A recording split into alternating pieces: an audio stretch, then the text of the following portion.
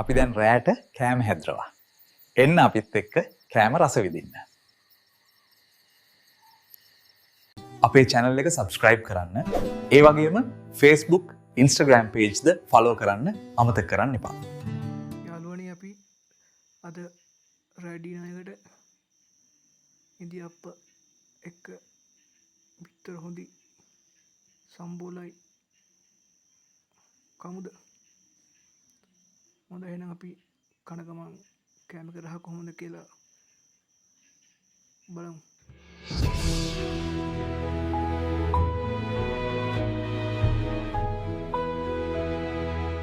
යාළුවනේ එහෙනම් අපි විතර හොඳි සම්බෝලයි එක්ක ඉදිඅප්ප කමු.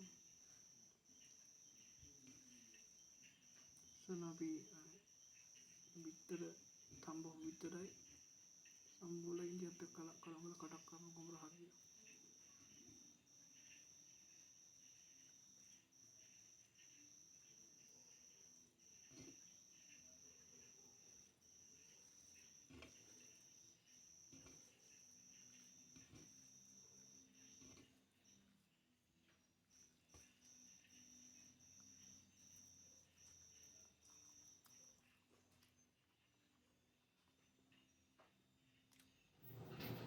විතර හොඳ 5 මිනිස් හොඳට එක මික්ස් වෙලා තියෙනවා.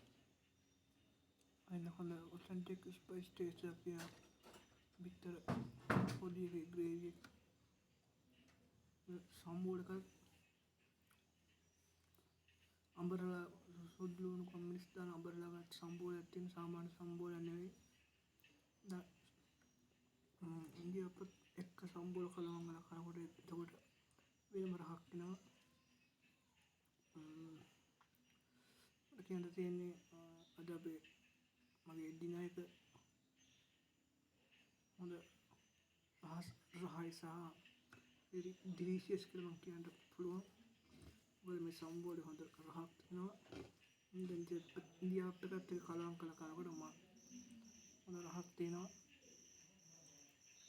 වගේ මේ විතර හොඳි එක ග්‍රේවි එක ගත්තොත් එහෙම හොඳට 3-5 මිලිස් ඇඩ් වෙලා තියෙනවා. ඒ හින්දා හොඳ ඔතෙන්ටික් ස්පයිස් ටේස්ට් එකකුත් තියෙන හින්දා ඒ ටේස්ට් එකයි සම්බෝල පොළුයි සුදු ලුණු අඹරු පොයි එකතු වුනහම එම රහක් එක වෙනම එකක් තමයි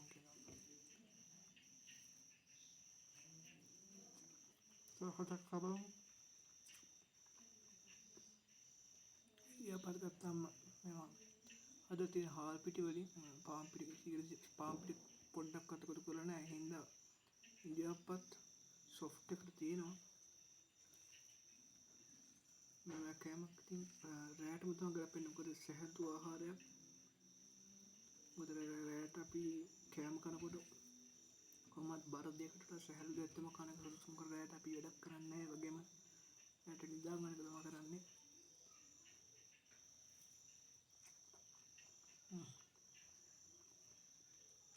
එහෙනම් අපි අද කෑම එක හොඳින් රහ බැලුවා. අපි වීඩියෝ එක එන්ඩ් එකේදී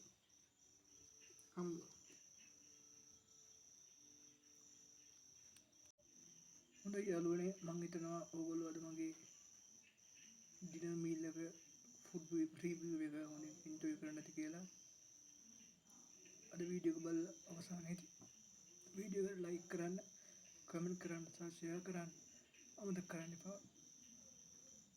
හොඳයි එහෙනම් මේ වගේම තවත් වෙනස් ආකාරයේ ෆුඩ් රිවිව් එකකින් නැවත හමු වෙනතුරු මම ඔබගේ සබ් ගන්නවා. ඔබ සමට සුබ රාත්‍රියක්. good night, goodbye and have a nice day. ඇත්තටම මගේ ෆෑන්ලට ස්තුති කරනවා අද වැඩසටහන බැලුවට.